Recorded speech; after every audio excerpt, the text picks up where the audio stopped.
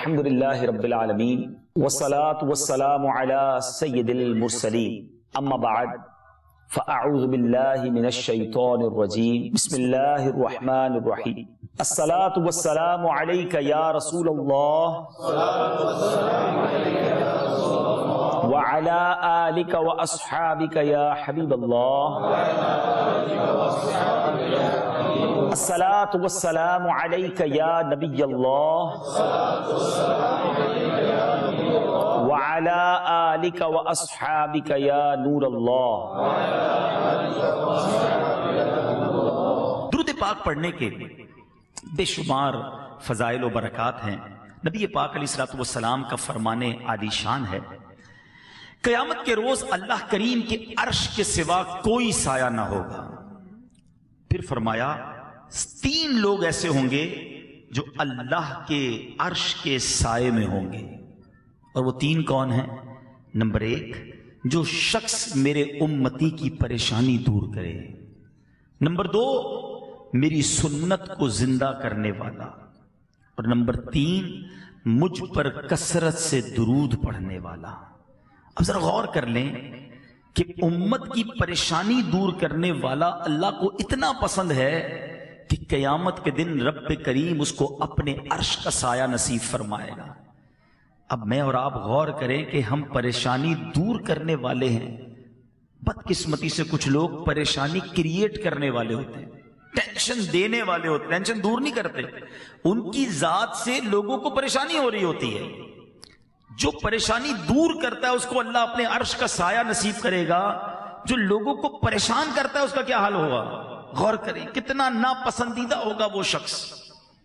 اب یہاں چونکہ خاندان کے لوگ بیٹھے ہیں، کاروباری لوگ بیٹھے ہیں، چیک کر لیں کہ مجھ سے کاروبار کرنے والا، میرے یہاں جاب کرنے والا، یا میں جدھر جاب کرتا ہوں ادھر میرا سیٹ مجھ سے جو رشتہ داری کرتا ہے، رشتہ دار بھی بیٹھے ہیں نا، رشتہ داری کرتا ہے وہ، یا میرا پڑوسی، ہماری ذرا تھوڑا سا آس پاس غور کریں نا، لوگ مجھ سے پریشان ہیں یا مجھ سے خوش ہیں، یہ آپ کو چیک کرنا ہوگا۔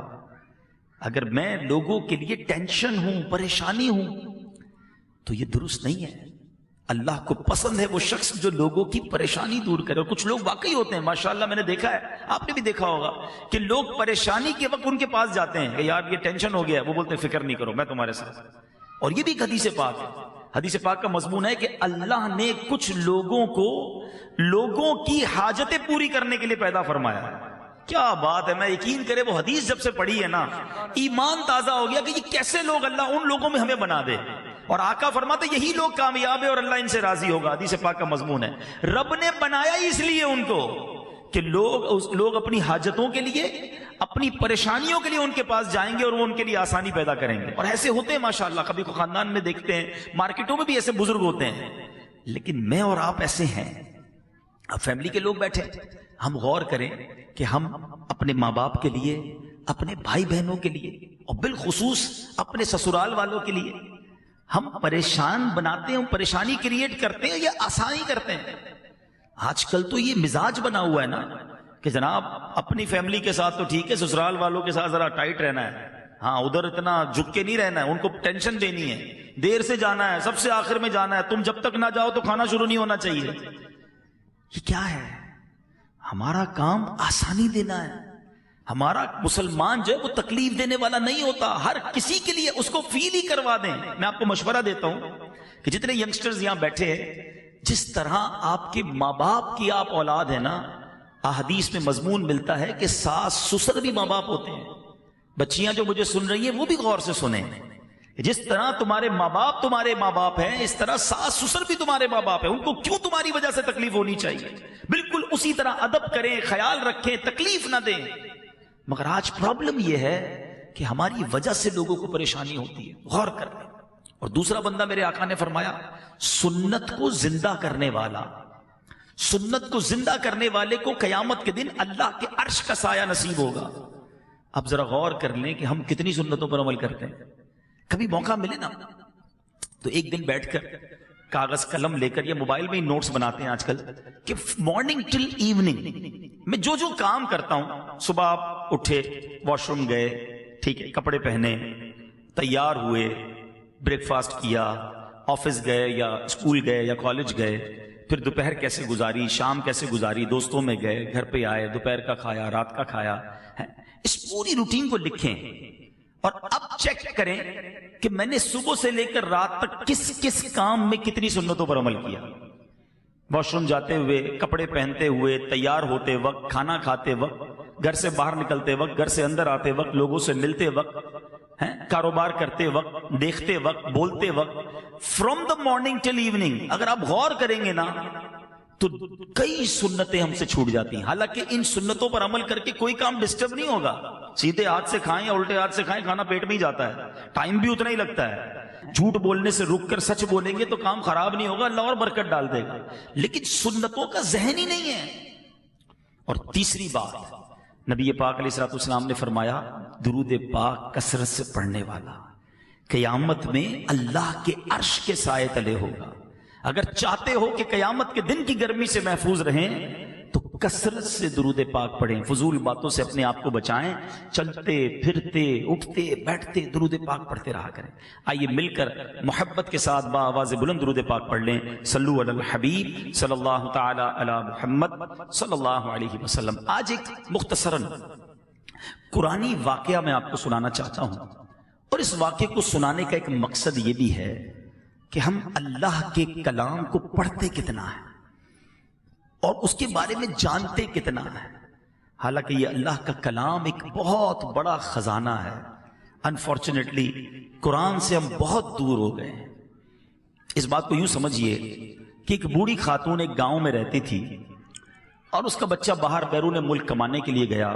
ماں بیمار تھی، غریب تھی، علاج کے پیسے بھی نہیں تھے، کھانے پینے کے پیسے بھی نہیں تھے۔ بیٹا ہر مہینے خط لکھتا، ماں کے پاس اینولپ آتا، ماں اسے کھولتی، ارے میرے لال کا خط آیا ہے۔ بیچاری پڑھی لکھی تھی نہیں، اس خط کو چومتی اور ایک دراز میں رکھ دیتی۔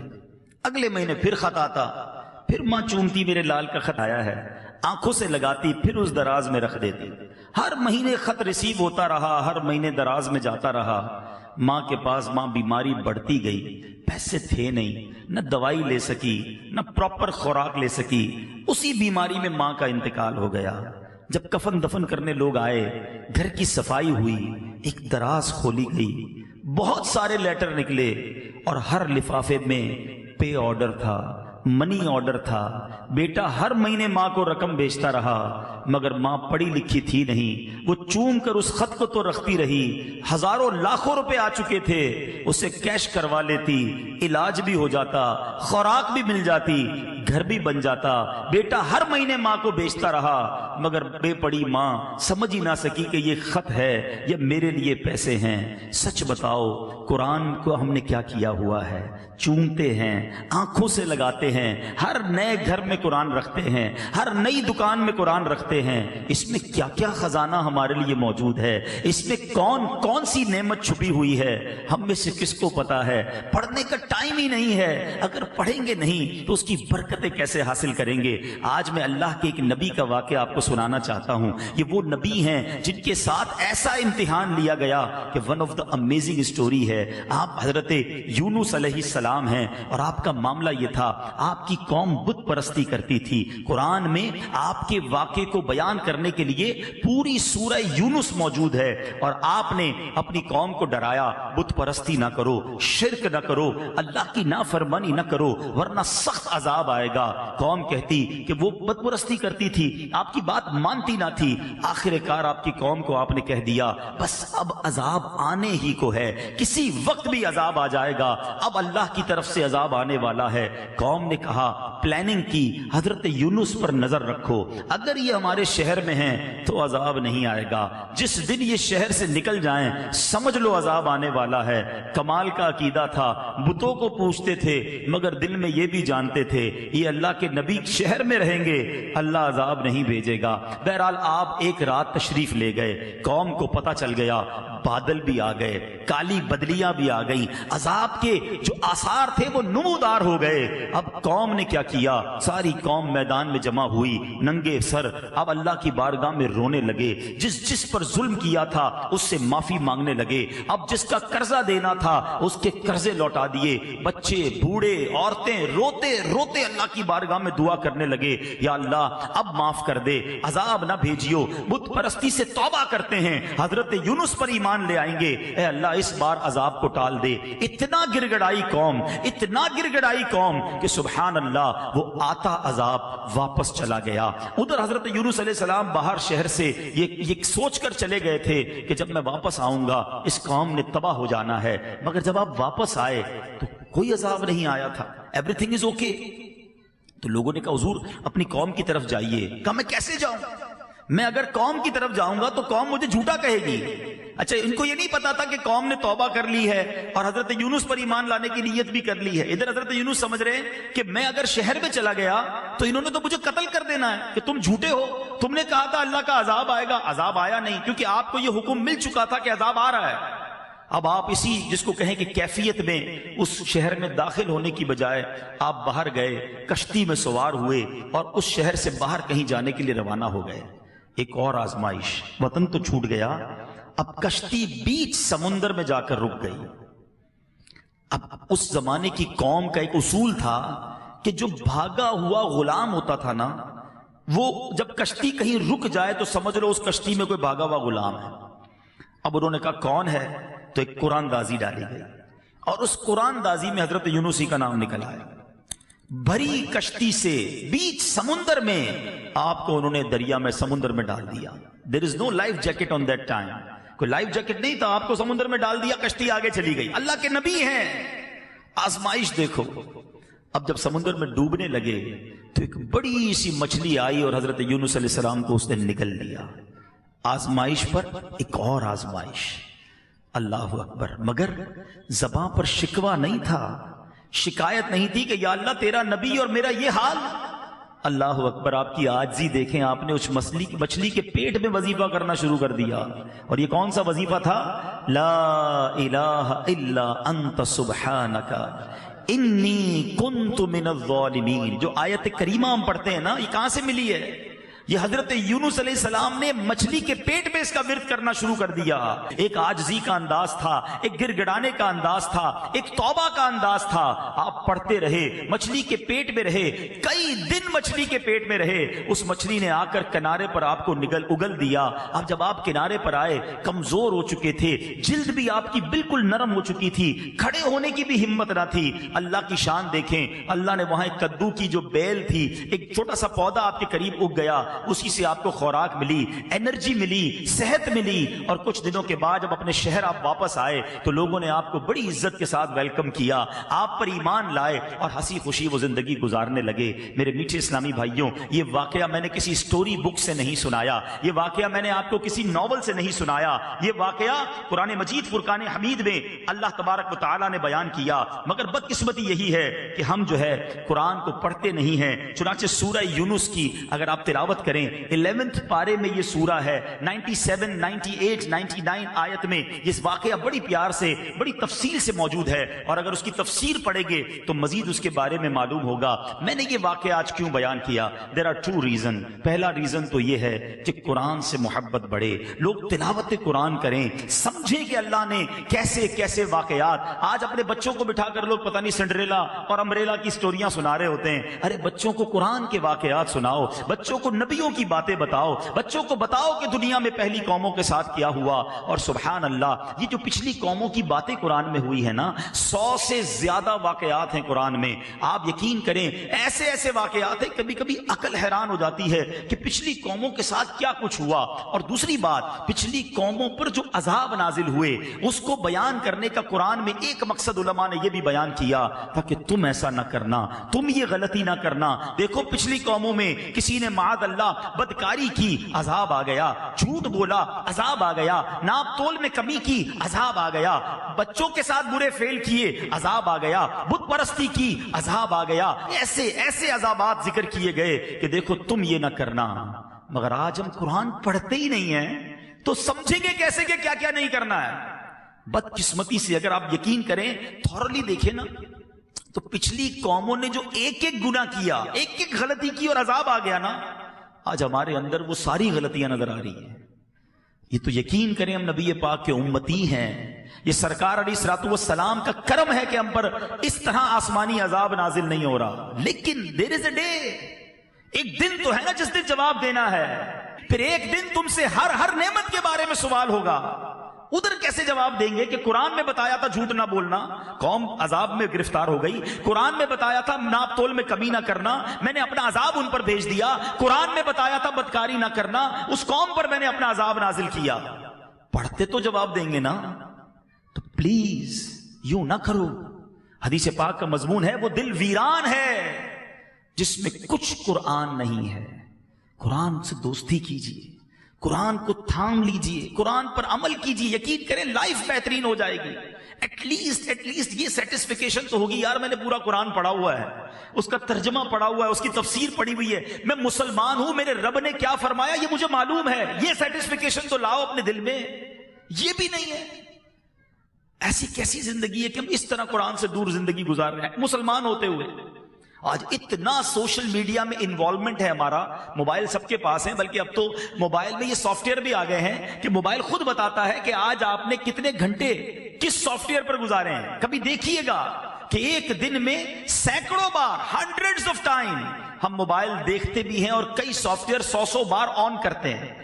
اتنے سارے سافٹ ویئر ہیں ڈیلی آن لائن۔ ابھی اتفاق بتاتا ہوں، میں پہلے یہ بیان میں کہتا تھا، کل مجھے ایکسپیرینس ہوا، مجھے ایک بندے کو تلاش کرنا تھا، ایک امانت تھی ان کی میرے پاس، مجھے اس کو تلاش کرنا تھا۔ ان کا فون نمبر ملاؤں، فون بند، دوسرا نمبر ملایا، وہ بند۔ میں نے کہا یار امانت لوٹانی کیسے لوٹاؤں؟ میں نے اس بندے کو سرچ کیا فیس بک کے اوپر، اس کا پیج مل گیا، تصویر میں نے دیکھا بندہ یہی ہے، لیکن میں دیکھتا رہا 1 سال ہو گیا وہ بندہ آن لائن نہیں ہوا ہے۔ 2000 جنوری 19 سے لے کر اب تک وہ آن لائن نہیں ہوا۔ میں نے کہا یار یہ کیسے ہو سکتا ہے؟ آج کل تو روز ہی لوگ آن لائن ہو رہے ہوتے ہیں۔ میں نے اس کی اباؤٹ کو کلک کیا تو اس کی فیملی کے لوگوں کا نام آ گیا، اس کے بیٹے کا نمبر ہے، میں نے بیٹے کے پیج پہ کلک کیا، میں نے اس کے بیٹے کو میسج کیا کہ مجھ سے بات کریں، مجھے آپ سے کام ہے۔ اس کے بیٹے کا مجھے فون آیا کہ آپ نے مجھے میسج کیا ہے، میں نے کہا جی، میں نے کہا آپ کے ابو سے بات کرنی ہے، کہ ابو کا انتقال ہو گیا ہے۔ کتنا ٹائم ہوا؟ بولا 1 سال ہو گیا۔ میں یقین کرے یہ بات بیان میں کرتا تھا، آج میرے ساتھ یہ بات پروف ہوئی کہ میں اور آپ مر جائیں گے، سافٹ ویئر آف لائن ہو جائیں گے۔ لوگ سوچیں گے 6 دن ہو گئے آن لائن نہیں ہوا، بندہ کدھر گیا؟ پتا چلا قبر میں چلا گیا ہے۔ جب میں اور آپ قبر میں جائیں گے نا، each and every software become offline, مگر جس کے دل میں قرآن ہوگا، قرآن قبر میں بھی آن لائن ہو جائے گا۔ آج قرآن آف لائن رکھا ہے میں نے اور آپ نے، اکثر لوگوں نے نہیں پڑھتے قرآن، ایک مہینہ گزر جاتا ہے، پورا سال گزر جاتا ہے قرآن نہیں پڑھتے۔ آف لائن ہے قرآن، سارے سافٹ ویئر آن لائن ہیں۔ ارے اسے آن لائن کرو جو قبر میں بھی آن لائن رہے گا، نور کا کام دے گا، شفاعت کا کام دے گا۔ احادیث کا مضمون ہے کہ سورہ ملک پڑھنے والا روزانہ قبر میں عذاب کے فرشتے آئیں گے، وہ اس کے آگے روک بن جائے گا، وہ اس کی شفاعت کرے گی، مگر نہیں پڑھتے۔ خدا را میرے میٹھے اسلامی بھائیوں، قرآن کے بغیر مسلمان کیسا ہے؟ کم از کم روز کچھ تو قرآن پڑھیں۔ اور سبحان اللہ، اللہ سلامت رکھے میرے پیر و مرشد کو، دعوت اسلامی والوں نے کیا شاندار نظام دیا۔ ایٹ لیسٹ کم از کم روزانہ 3 قرآن پاک کی آیتیں ترجمہ اور تفسیر کے ساتھ پڑھ لیں، یہ مدنی انعام امیر اہل سنت نے دے دیا۔ 3 آیتوں کا ٹائم نہیں ہے یار، پورے قرآن میں سے روز کی 3 آیتیں پڑھیں گے تو تھوڑا کر کے کہیں تو پہنچ جائیں گے۔ اچھا، پھر اس کے لیے آج کی آسان اردو زبان میں شاندار تفسیر قرآن دعوت اسلامی نے ہمیں دے دی، تفسیر قرآن صراط الجنان، ویری ایزی اردو۔ اچھا، پھر 10 جلدوں میں ہے، اس کی اپلیکیشن بنا دی، نہیں خرید سکتے بھائی اپلیکیشن فری میں ڈاؤن لوڈ کر لو، روز اسی سے تھوڑا پڑھ لو۔ اچھا، ہمیں پھر یہ باتیں آنے لگی کہ ہم سننا چاہتے ہیں، پڑھنا چاہتے ہیں، اردو آتی نہیں پڑھنا، ہمارے پاس دوسرے ملکوں سے میسج آنے لگے، تو پھر الحمدللہ اس کی آڈیو ریکارڈنگ کرانا شروع کر دی، اور آج اللہ کی رحمت سے بہت ساری صورتیں تفسیر قرآن آڈیو میں موجود ہے، اس کی کلپس وائرل ہونا شروع ہو گئے۔ پھر بھی ہم قرآن سے دور ہیں۔ انڈرسٹینڈ کریں پلیز، آج نیت کر کے جاؤ، بے شک یہ شادی کی محفل ہے، مگر کاش یہ میری اور آپ کی زندگی کا ایک ٹرننگ پوائنٹ بن جائے کہ from the now on word, آج سے لے کر آگے زندگی تک میں روز قرآن پڑھوں گا۔ ارے یار، ایسا دن کیسا کہ آج پورے دن میں قرآن کو آنکھوں نے دیکھا نہیں، کانوں نے قرآن سنا نہیں، زبان نے کچھ قرآن پڑھا نہیں۔ نیت کرو میں سوؤں گا نہیں جب تک میری آنکھیں کچھ قرآن نہ دیکھ لیں، میری زبان کچھ قرآن نہ پڑھ لے، میرے کان کچھ قرآن سن ڈالے۔ اور اب دوسری بات جو اس واقعے سے سننی ہے اور اس کے بعد میں اپنے بیان کو ختم کروں گا کہ حضرت یونس علیہ السلام کے اس واقعے سے سیکھنا کیا ملا ہے؟ صبر۔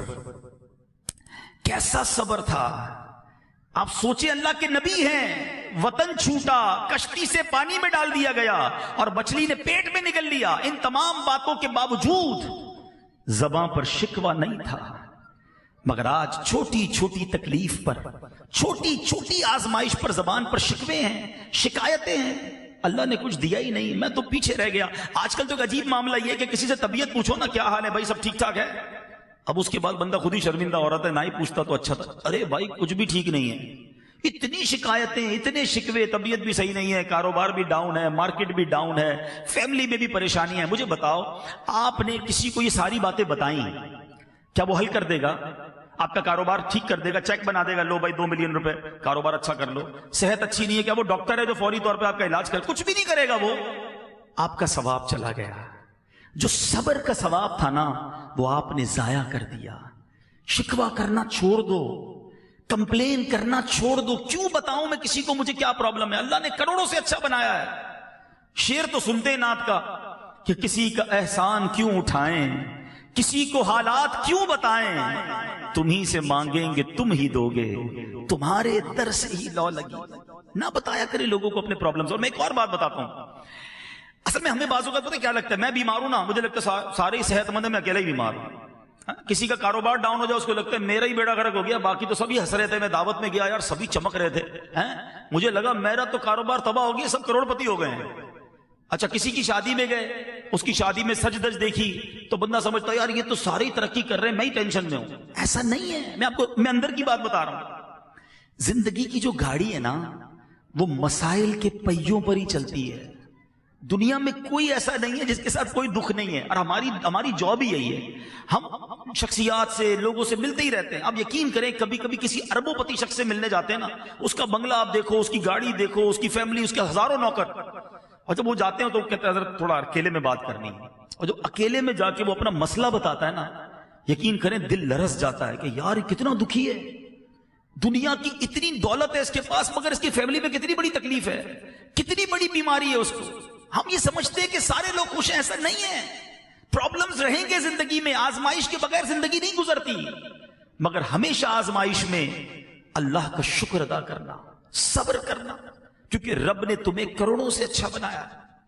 جی ہاں، جتنے لوگ اس وقت ہال میں بیٹھے ہیں نا اور جو مجھے سن رہے ہیں، میں ایک دعویٰ کرنے جا رہا ہوں، ایک کلیم کرنے جا رہا ہوں کہ اب جتنے لوگ یہاں پر ہیں، اللہ نے مجھے اور آپ کو کروڑوں سے اچھا بھی بنایا ہے، اور کروڑوں لوگ میری اور آپ جیسی زندگی گزارنے کی تمنا بھی رکھتے ہیں۔ ہو سکتا ہے کوئی میرا بھائی بیٹھا ہو جو کہے یار مولانا صاحب کیسی بات کر رہے ہو، میں تو کرائے کے گھر میں رہتا ہوں، اتنا سارا تو قرضہ ہے، اتنی ساری بیماریاں ہیں فیملی میں، اور آپ کہتے ہیں میری جیسی لائف گزارنے کی تمنا رکھتے ہیں۔ جی جناب، آئی پروف اٹ، میں پروف کروں گا اس کو۔ اللہ نے تمہیں جیسا بنایا ہے نا، کروڑوں لوگ ایسی زندگی کا خواب دیکھ رہے ہیں۔ سب سے پہلی بات تو آج موسم کی کر لیتا ہوں، اچھی خاصی سردی پڑ رہی ہے کراچی میں، ٹھیک ہے نا، ہم سب اندر آئے ہیں، دروازہ بند ہو گیا اس لیے ٹھنڈ کم ہے، مگر سب نے گرم کپڑے پہنے ہیں۔ آج بھی ہمارے وطن میں کئی لوگ ایسے ہیں جن کے پاس گرم کپڑے نہیں ہیں۔